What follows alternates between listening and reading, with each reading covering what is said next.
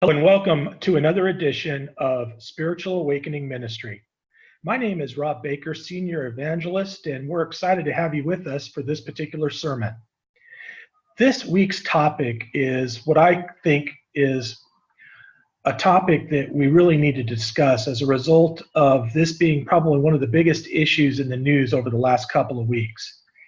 I want everyone to understand that it's important as Christ followers that we stay informed on what's going on in politics, what's going on in our country, as we have a unique opportunity to steer our country in the right direction by actually voting for those people that share our similar values.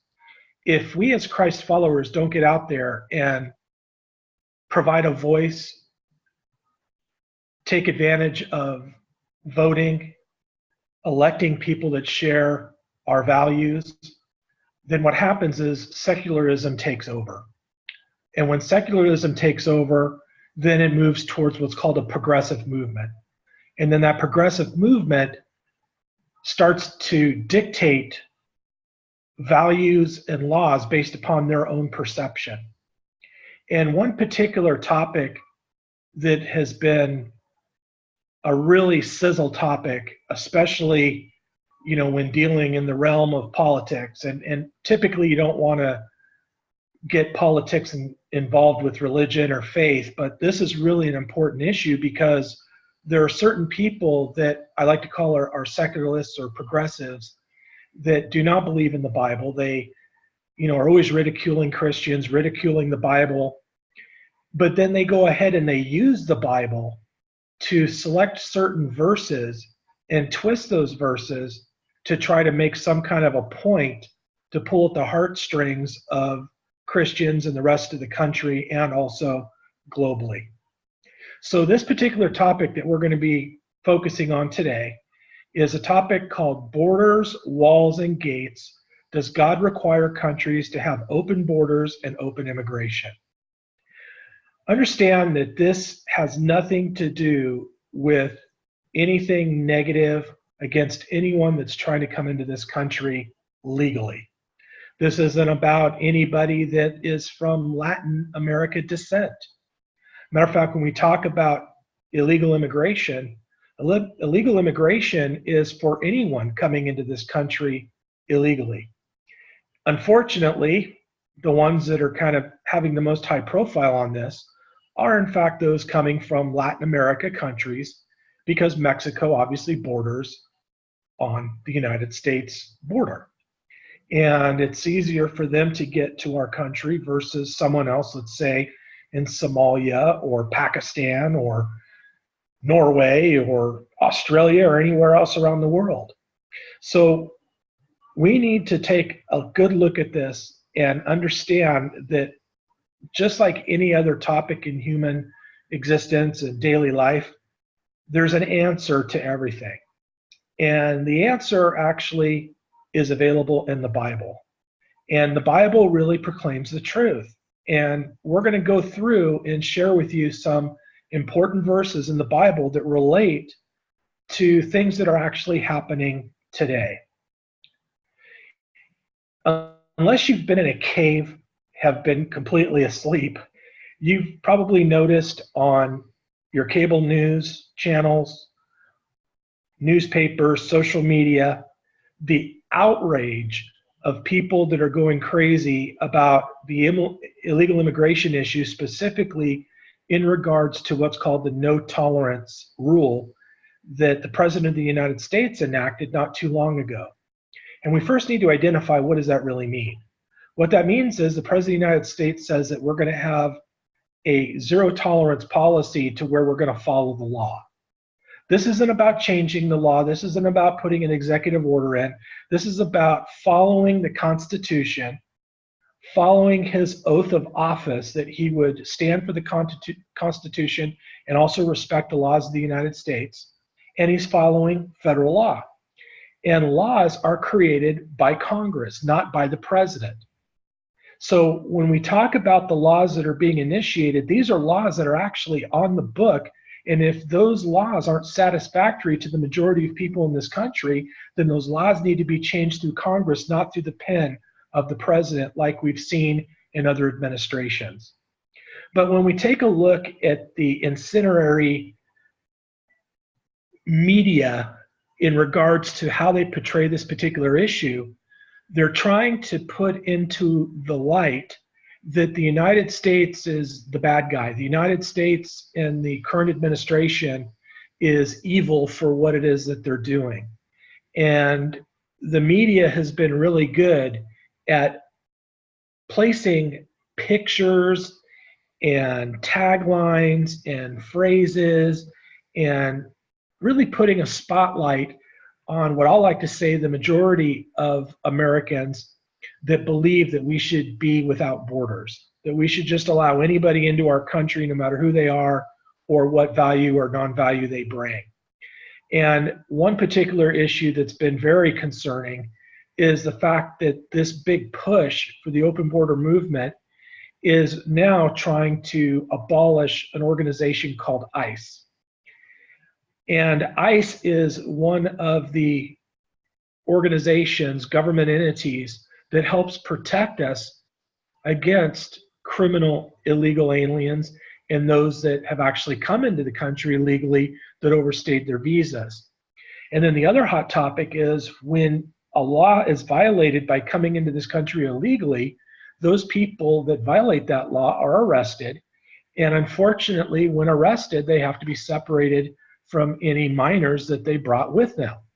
And so that's what the big hoopla has been about, that we should basically provide a pass to anyone that wants to break the laws of the United States, come in over the border, and just because they're with a child, even though they violate our laws, that we're supposed to give them some type of a special arrangement that they could just come on into the country until the date of their trial and not, hold them till they actually go before a judge to decide whatever it is that's going to happen to them, whether they're going to be allowed to stay in the United States or they're going to be sent back to where they come from.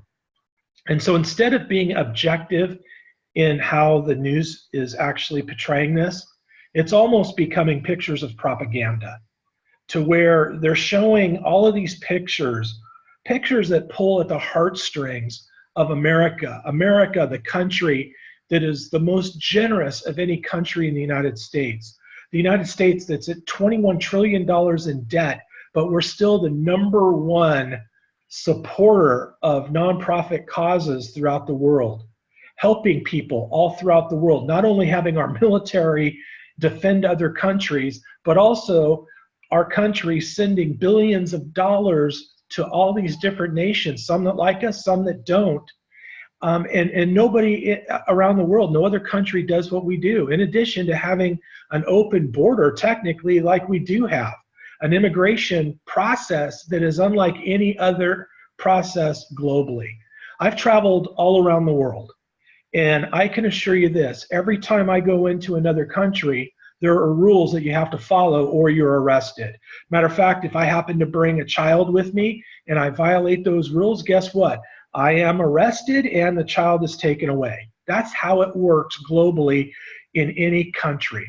So when we travel around the world, we have a passport, and sometimes you have to have a visa, and you present yourself, and then they stamp your passport and allow you in, or they decline you.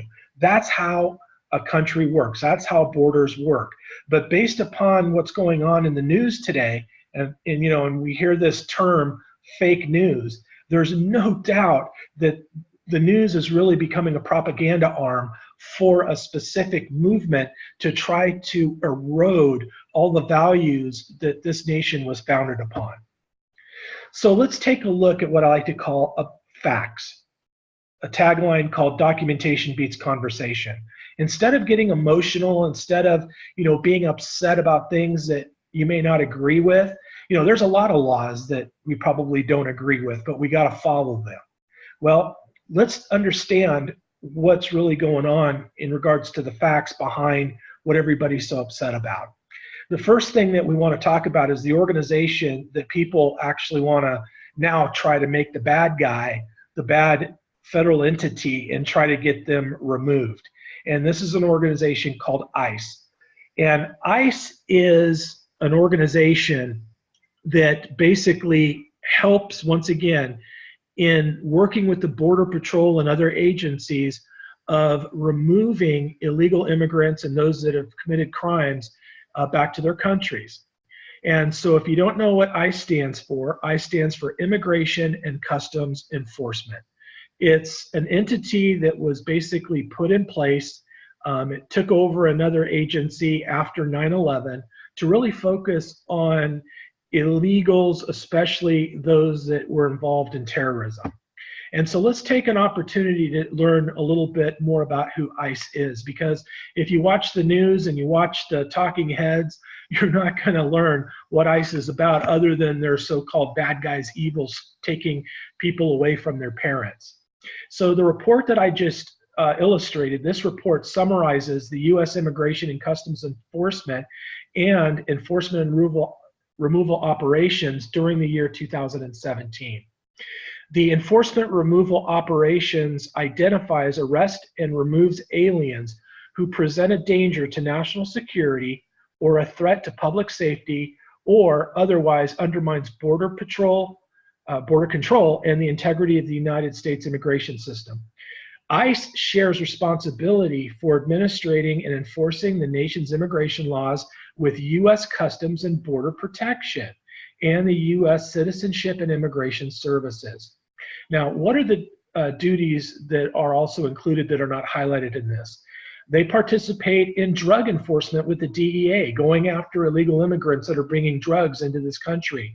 Human smuggling, which is absolutely one of the top income earners for certain criminal activities in Mexico, that people pay a lot of money to get into the United States. So human smuggling is a big business, similar to smuggling of drugs.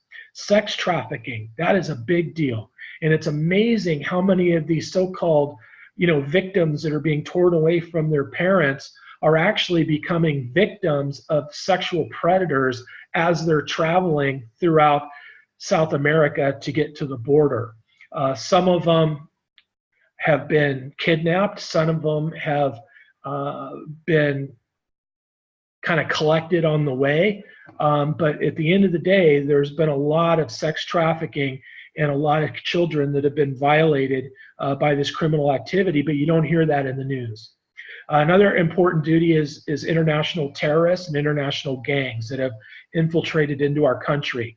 They also go after legal immigrants and immigrants that are here that are not citizens that commit felony crimes, visa expirations, and other violations committed by those that are not in this country with permission and those that are here in permission that violated the rules of being here in the first place.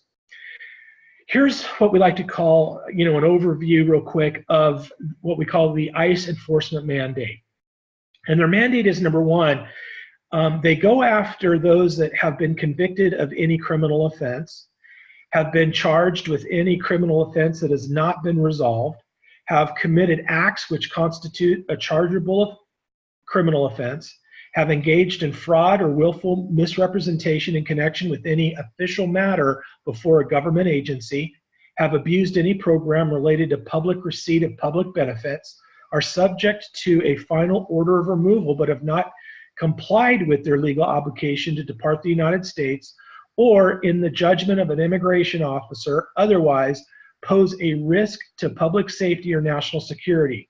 The department has directed that classes or categories of removable aliens are no longer exempt from potential enforcement. So this is called a no tolerance policy. If someone's here illegally, if someone's here legally that's not a citizen, if they violate our laws, they need to get out of our country. Now, here's what ICE does not do. The things that are being promoted in the media today, trying to have the public feel like, this is a negative thing going on. This isn't what the United States is about. But this is not what's happening. ICE does not separate children from families at the border. That's left to the Border Patrol. They don't arrest general illegals that are victims of crimes. You know, you hear this term sanctuary city. One of the reasons that they say they have to have a sanctuary city is so for those that are here illegally get victimized, they want to provide them the ability to speak to law enforcement freely without feeling that they're going to be scooped up and taken away. Well, that's not what they're doing. And they're not driving around looking for Mexican-looking or Latin America-looking people and asking them if they're a citizen or not. And if you were to once again look at the news, this is basically what they're actually portraying. Now let's take a look at what we call their mission and results. ICE's own mission states that ICE commitment to identifying, arresting, and removing aliens who are in violation of U.S. law, particularly those posing a public safety or national security threat, while restoring fidelity to the rule of law. Once again, laws that are established by Congress, not established through a fiat by the President of the United States or an executive order like we've seen in previous administrations. So let's take a look at some of the results for fiscal year 2017.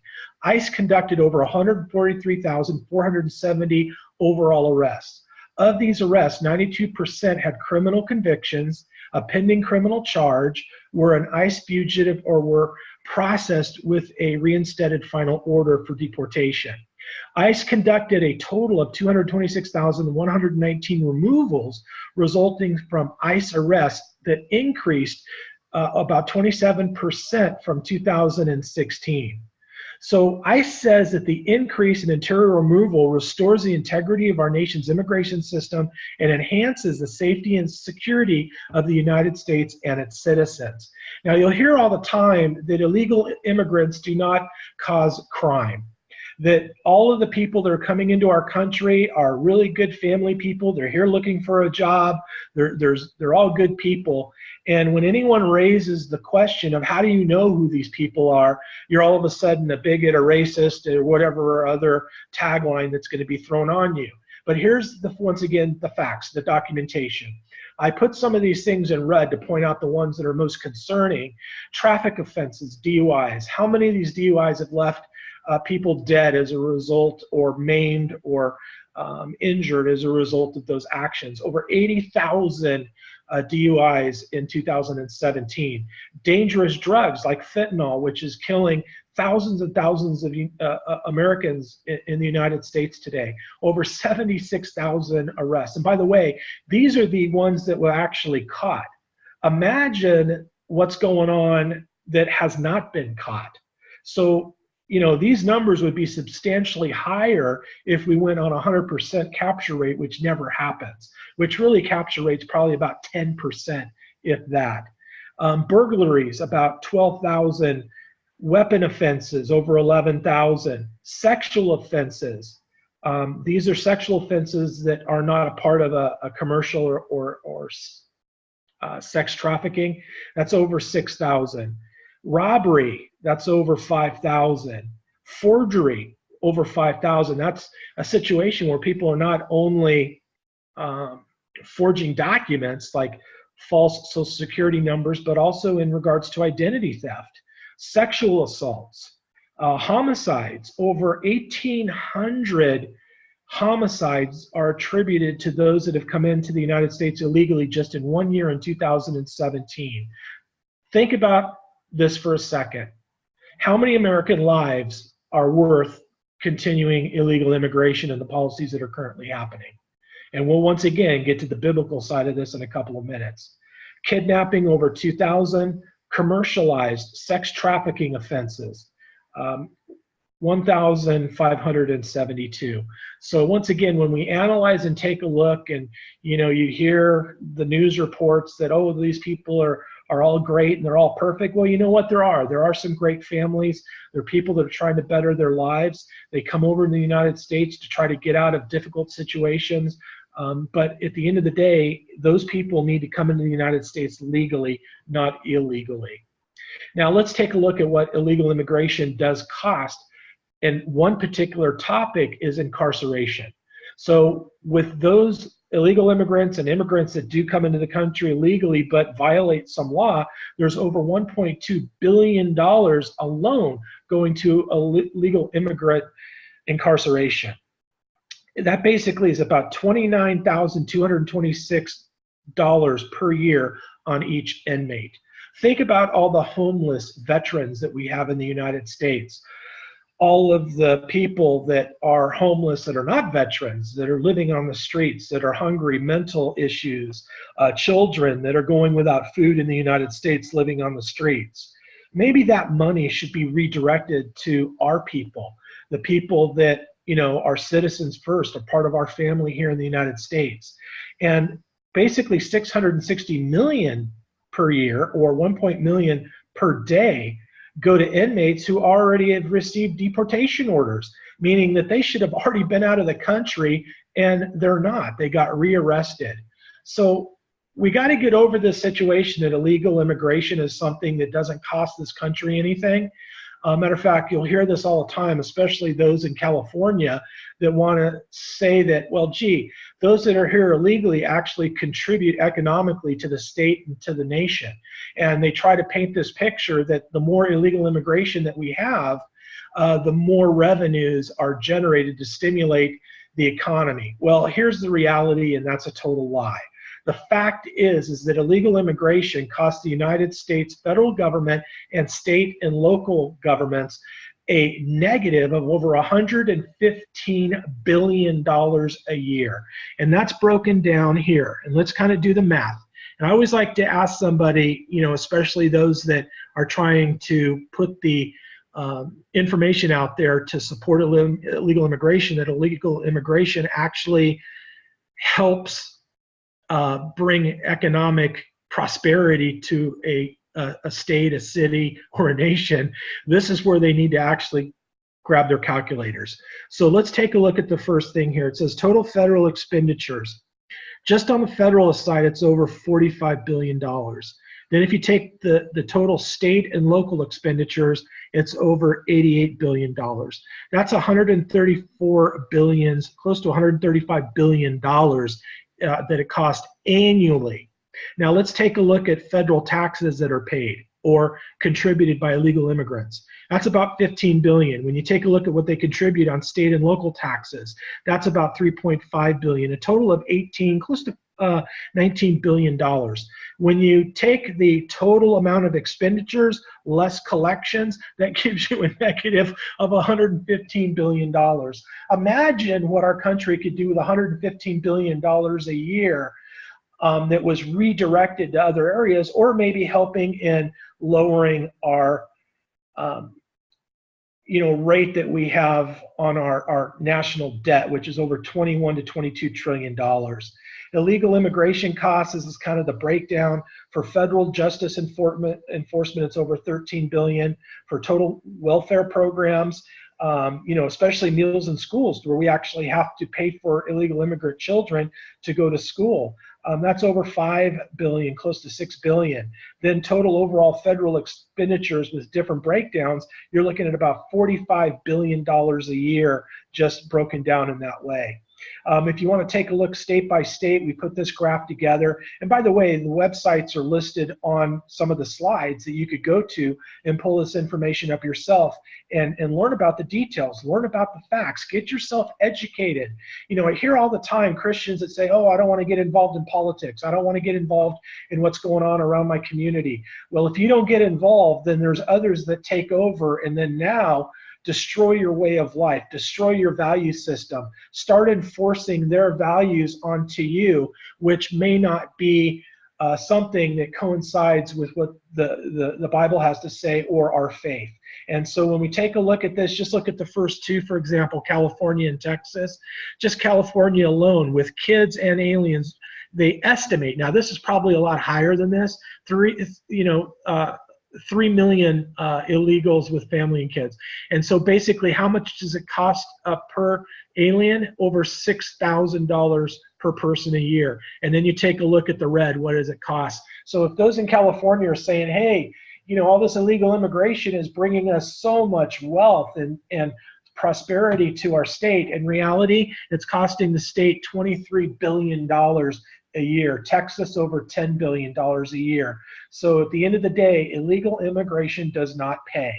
So let's get into probably, the other area and really break it down that I think finding very concerning, that actually illegal immigration costs American lives. How many American lives, once again, is it worth to have illegal immigration?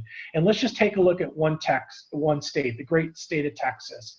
And this is kind of a statistical data that ranges between June of 2011 to March 2017 that shows that the Department of Homeland Security and the Texas law enforcement authorities put together statistics that there were 217,000 criminal immigrants that were arrested and booked into Texas jails.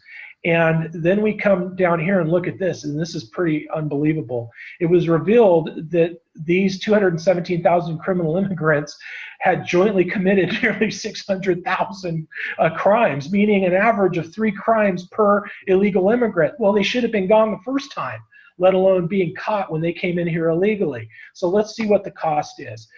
Just in the state of Texas alone, over 1,200 homicides, 69,000 assaults, 16,000 burglaries, 700 kidnappings, 6,200 sexual assaults, 69,000 drug trafficking offenses, 8,700 weapon violations, 3,800 robberies, 4,500 obstructing police charges. What do you tell the victims of these crimes? What do you tell the families that their children or loved ones were killed by someone that was here illegally? Once again, read the documentation for yourself and don't get caught up into the media bias on what the propaganda system is trying to push out to our country, including influencing our church, influencing our faith, and worst off, using our faith to try to justify this illegal action. And this is really what kind of makes me hot about it. So let's go now into biblical training on this. Why is this so important? So what does the Bible say? God authorizes borders, walls, and gates, believe it or not. Since history, ancient times, walls and borders and gates have always been established. Matter of fact, God authorized it many, many times. And they were established to create borders to separate tribes and nations. They established walls for protection from enemies, unauthorized entry, and even wild animals. Gates were actually created to provide points of legal and verified entry. And also another thing that people don't realize is illegal immigration brings in disease. I'm not sure if you're aware of this or not, and I didn't have time to go look up the research on this, but there's a lot of diseases that have kind of not been a big deal in the United States that are now becoming a big deal in the United States because illegal immigrants are bringing them into the country without actually being checked out. So this is another thing, disease being brought into a nation or a tribe or a country, wherever, and spreading that disease, right? So that's another reason that walls were created in the old days. Now let's take a look at an incredible story here that really kind of outlines the first wall example that I would like to give. And this is actually through a guy by the name of Nehemiah. Now Nehemiah happened to be the cupbearer for King Artaxerxes. And if you remember through history, after Babylon was kind of taken out, the Medes and Persians came over and took over Babylon. And ultimately, there was a king called Artaxerxes, and he was the king. And one day, Nehemiah was in his court and brought him wine or drink or whatever he was bringing him. And he looked a little bit sad, and the king asked him, "Hey, Nehemiah, what's up, man? What's the problem?" And basically Nehemiah said, "Hey, I'm really sad about the fact that our nation Israel is in complete rubble. Our country hasn't been rebuilt yet." And the king said, "Hey, maybe there's something we can do about it." And then Nehemiah went and prayed to God, and God basically gave him a revelation of, hey, go back to Jerusalem and build the cities, build the walls, and build the gates, and let's go ahead and rebuild the nation of Israel. And it was interesting because the king actually decreed the ability for that to happen. Now, you could read the backstory through Nehemiah 2, 1 through 17, but let's pick up here in Nehemiah 2, 17 through 18, where it says, "Then said unto them, Ye see the distress that we are in, how Jerusalem lieth waste, and the gates therefore are burned with fire. Come and let us build up the wall of Jerusalem, that there be no more reproach. Then I told them of the hand of my God, which was good upon me, as also the king's words that he had spoken unto me. And they said, let us rise up and build. So they strengthened their hands for this good work. And basically what this is kind of saying in a little overview is the king gave authorization for Nehemiah and his people to go back to Israel and rebuild the walls of Jerusalem. And it was under God's authority, God's will. And if you move on to Nehemiah 6:16, it says, and it came to pass that when all our enemies heard thereof, and all the heathen that were about us saw these things, they were much cast down in their own eyes, for they perceived that this was the wrought of our God, meaning the work of our God. It was God's was ordaining this to happen, okay, to go back and rebuild and establish the nation, the city, and the walls. In Psalms 51:18, it says, do good in thy good pleasure unto Zion, build thou the walls of Jerusalem. Now, one thing that I do want to point out in regards to biblical prophecy, because obviously our ministry is really geared around biblical prophecy, this happens to be a biblical prophecy, but it also relates to walls. And we have an event coming up called the 7-year tribulation. And the 7-year tribulation is literally hell on earth for 7 years. And if you're a Christ follower, you're going to be raptured out. We'll talk about that our next sermon. But here's the thing. When Jesus comes and rules and reigns for 1,000 years, there's going to be a new Jerusalem. There's going to be new walls set in place. So let's take a look at Revelation 21:9 through 27. And then Revelation 21:12 says, and had a wall great and high, and had 12 gates, and the gates 12 angels, and the names written on therein, which are the names of the 12 tribes of the children of Israel. In Revelation 21:27, and there shall in no wise enter into anything that defileth, neither whosoever worketh abomination or maketh a lie, but they which are written in the Lamb's book of life. Now, this basically, once again, these verses are painting a picture of a future prophetic event that where Jesus is going to come back and rule and reign on earth for 1,000 years, and there's going to be walls. And here's the thing.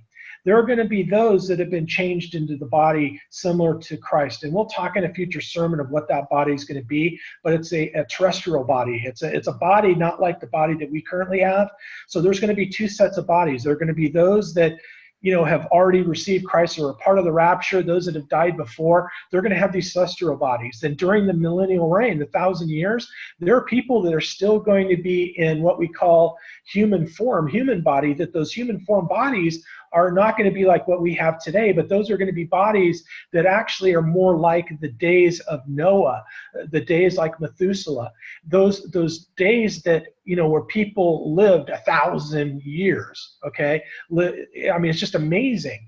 And so when you take a look at how this all works, I know it's difficult to understand, there will be those in those days with even Jesus ruling and reigning the earth and having his capital in Jerusalem, there are those that are actually going to deny Jesus. There are those that are actually going to still be open for rebellion. Why is that? Because the Bible tells us after the millennial reign for a short season that Satan is going to be loosened and he's going to come back to earth for a short period of time. It's not going to be very long. And he's going to allow those that once again have free will to decide to basically go with Satan on another attempt to try to overtake God, which isn't going to happen. And so, this is a whole nother study in itself, but that's why there's a wall there, because there will be those that are defilers. There are those that haven't accepted Christ, that even Christ is there, having Christ in your presence. And you say, well, how can somebody do that? Well, take a look at Adam and Eve. They were in the presence of God. They were in the presence of God, walking with God on a daily basis, and they sinned and rejected God's word. Okay, so it can happen, and this is going to happen again. Now, when we come to walls, I mean, it's interesting how, walls and borders, and you have people like the Pope of the Catholic doctrine coming out and basically telling the United States that we need to get rid of our walls, we need to be building bridges, that we need to welcome every illegal immigrant into our country and take care of everybody all over the world. Well, the fact is the Pope lives behind the walls in the Vatican, and it's not open for everyone to come on in and have a big kumbaya session. When you take a look at the bigger hypocrites, the ones like those in Hollywood, a lot of politicians, even athletes today that are becoming very politically minded, they'll say one thing, but they'll go home and do another. They have their houses surrounded by walls, gates, and top security. Why? To keep people out who might cause them harm. You could only come over if you're invited. And I'm sure that applies to your house. I'm sure you don't leave your front door open, your windows open, your side gate, and say, hey, come on in. Whoever wants to come on in, come on in. Refrigerators around over to the left, TV's over there, the couch is there. By the way, there's the keys to my car. Have a good time. No, we don't do that. All right. So when we take a look at the reality of our individual lives, we need to apply that on a national scale, especially with our country. Now, what does the Bible say about borders?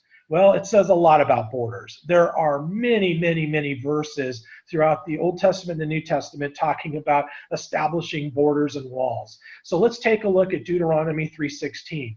And unto the Reubenites and unto the Gadites, I gave from Gilead even unto the river Arnon, half the valley, and the border even unto the river Jabbok, which is the border of the children of Ammon. Once again, I gave, meaning this is what God, Jesus, gave to these people. In Ezekiel 41:5, moreover, when ye shall divide by lot the land of your inheritance, ye shall offer an oblation unto the Lord, an holy portion of the land. The length shall be the length of 25,000 reeds, and the breadth shall be 10,000. This shall be holy in all the borders therefore round about. Once again, establishing holy borders by God. God's establishing borders. Joshua 13:23, and the border of the children of Reuben was Jordan, and the border thereof. This was the inheritance of the children of Reuben after their families, the cities and the villages there are. In Psalm 74:17, thou shalt set all the borders of the earth, thou shalt make summer and winter. Once again, who is setting borders on the earth?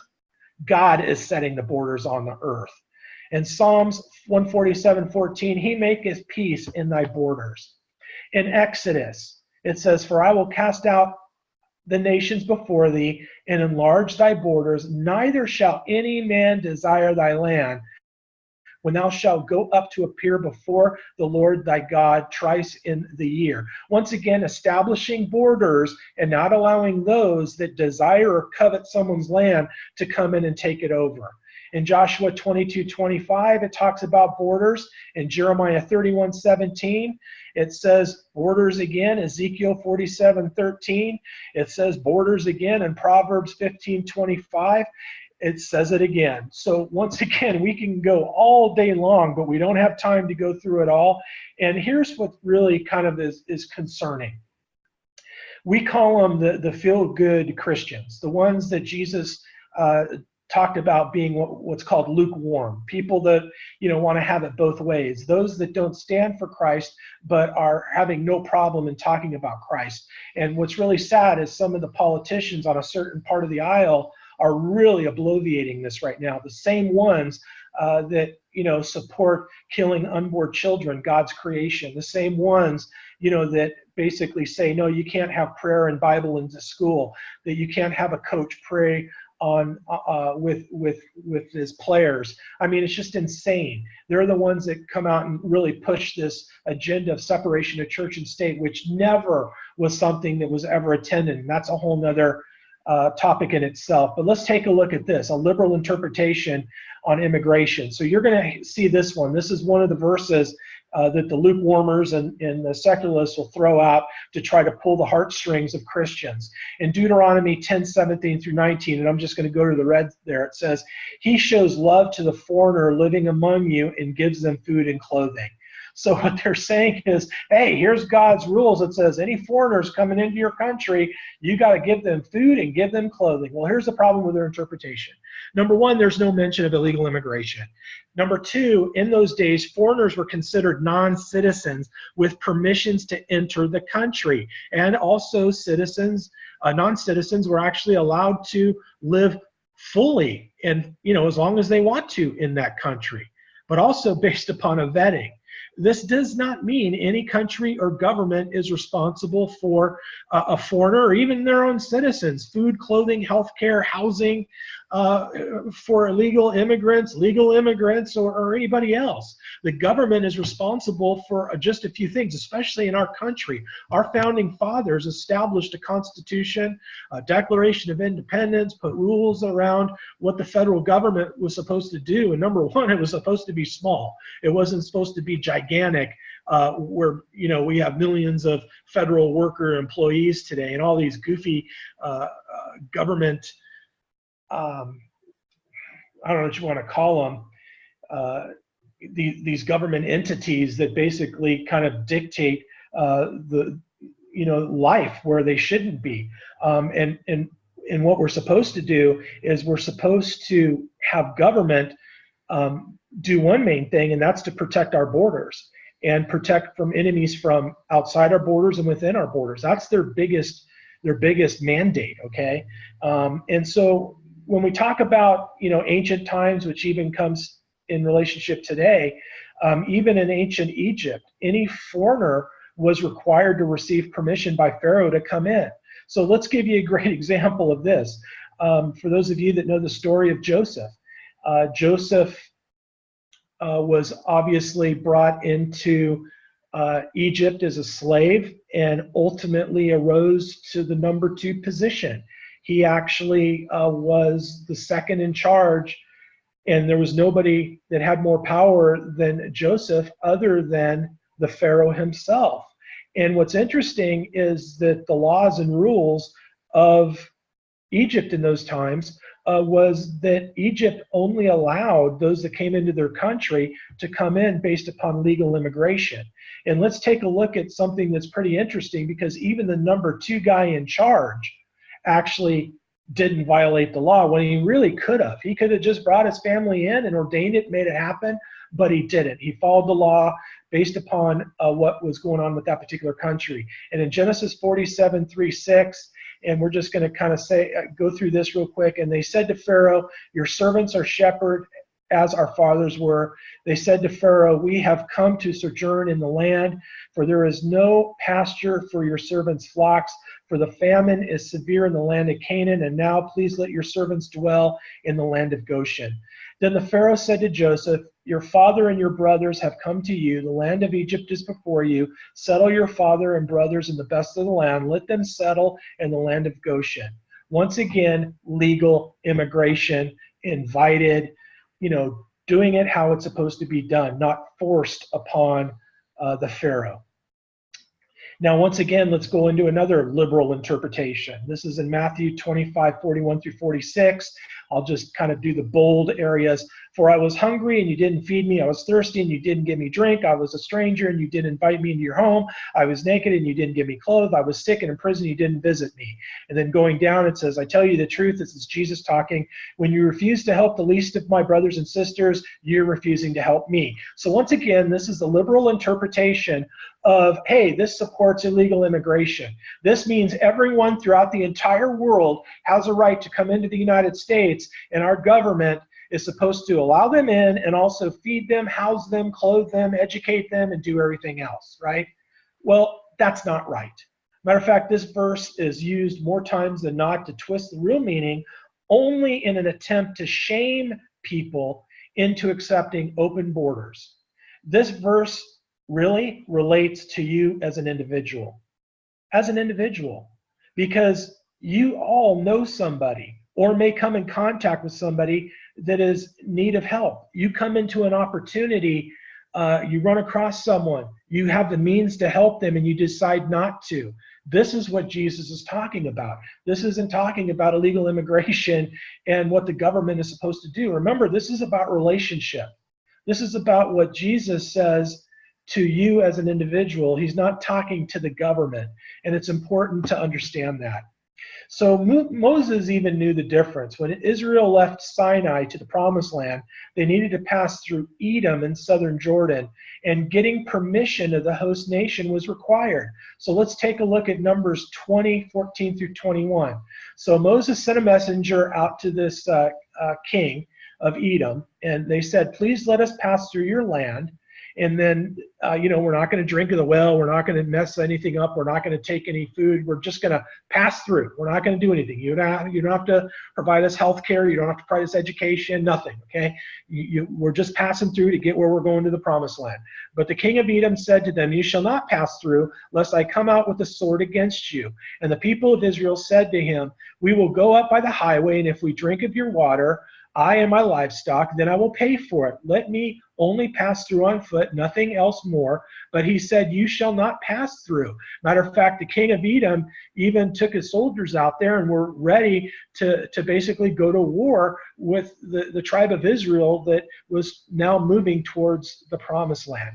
And this is really interesting to understand, because the king of Edom had a choice. He had a choice to allow those people in, to just go through, not to come in and take over his country. So Israel was turned away, and once again Moses respected that decision, even though kind of God took care of that later on in regards to how those people were treated. And when we say how they were treated, it was not allowing them at least to pass through, to go through. It wasn't because they were trying to come over and take over their country. So it's important also to understand that there's a solution to all of this. And I like to say, what does the Bible say for the solution? The Bible has solutions for pretty much every man-made problem in the world today. We only just need to explore and look for it. In Proverbs 28:4, it says, for they that forsake the law praise the wicked, but such as keep the law contend with them. So what it's saying here is that, you should be praised for following the law. You need to follow the law. You need to understand that nations have laws and rules, and you need to follow them. In Romans 13:1 through 5, this is the verse called submission to authorities. And I'm going to read this because it's really important. Let every person be subject to the governing authorities, for there is no authority except from God, and those that exist have been instituted by God. Therefore, whoever resists the authorities resists what God has appointed, and those who resist will incur judgment. For rulers are not a terror to good conduct, see, good conduct, but to bad. Would you have no fear of the one who is in authority? Then do what is good, and you will receive his approval. For he is God's servant for your good. But if you do wrong, be afraid, for he does not bear the sword in vain. Sword also, by the way, and I'll just put this in here, stands for a term used for capital punishment. For he is the servant of God, an avenger who carries out God's wrath on the wrongdoer. Therefore, one must be in subjection, not only to avoid God's wrath, but also for the sake of conscience. So we continue on here in Titus 3:1. It says, remind them to be submissive to rulers and authorities, to obedient, to be ready for every good work. In Romans 2:13, for it is not the hearers of the law who are righteous before God, but the doers of the law who will be justified. In 1 Peter 2:13 through 17, be subject for the Lord's sake to every human institution, be it to the emperor as supreme, or to governors as sent by him to punish those who do evil, to praise those who do good. For this is the will of God, that by doing good you should be put to silence the ignorance of foolish people. Live as people who are free, not using your freedom as a cover-up for evil, but living as servants of God. Honor everyone, love the brotherhood, fear God, honor the emperor. Once again, submission to authority and following the rules and the laws. In Romans 1:18, the wrath of God is being revealed from heaven against the godliness and wickedness of people who suppress the truth by their wickedness. We are living in a time, and by the way, these are prophetic verses that are really important. We're living in a time when right is wrong and wrong is right, where evil is good and good is evil. When the Bible was and Christianity was the foundation of our country, is now put aside to now go to secularism and progressivism, which basically means man is God, and that we no longer are one nation under our Creator. And that's when our nation ends up going to hell in a handbasket, to be honest with you. And, despite of what's going on politically, I believe that there's a reason for the individual that we have in the White House today. And we're going to talk more about that in other sermons.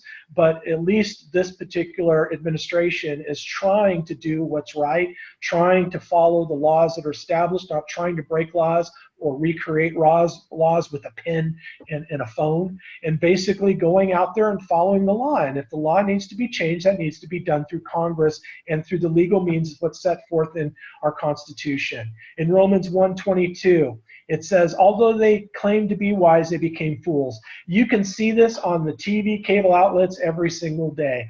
All of these news organizations, and I'm not going to mention them, having all of these talking heads on there that all claim to be wise. They know things better than anyone else. And really, in the end of the day, they're actual fools. In 2 Timothy 3:1, and this is an important verse to understand because this talks about the last days, which we're living in, the final generation, which we're going to talk about next week.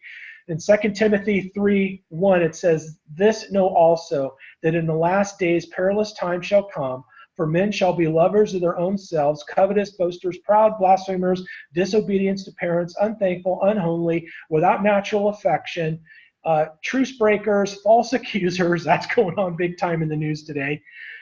Incontinent, fierce, despisers of those who are good, traitors, heady, high-minded, lovers of pleasure more than lovers of God.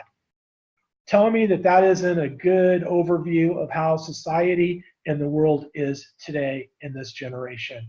And you may say, oh, it's been like that forever. Well, no, it really hasn't. It's really sad in regards to where the United States came from and where we're going. And it says as a result of those people that are actually claiming to be Christ followers, that believe in Jesus, believe in our Lord and Savior, believe in the triune God, living in a country that's founded on Judeo-Christian principles and beliefs, that we've basically given up our sovereignty over to a system of secularism and progressivism that wants to remove all these rights and become an open border nation, to become a globalist nation, to become a one world government, a one world religion, a one world society. That's where this is ultimately trying to go, and falling in line with the plans that are leading towards the ultimate plan for, once again, coming up very soon, and I believe in this generation, the 7-year tribulation. But there's a great opportunity for us to be out of that, to be removed from it, and next week we're going to be talking about it. So we hope that you got some great information on this particular sermon.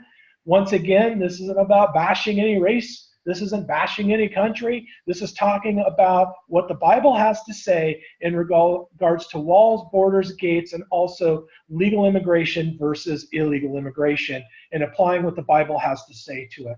So until next time, may the Lord bless thee and keep thee. May the Lord shine his face upon thee. May the Lord be gracious unto thee, lift up your countenance, and pour out his grace and favor upon thee. May the Lord give you comfort and peace. God willing, our team looks forward to your visit to our website next time for our new sermon, a sermon to catch up on the latest current events that are related to biblical prophecy that are being fulfilled in today's time. Once again, thank you, God bless you, and God bless America.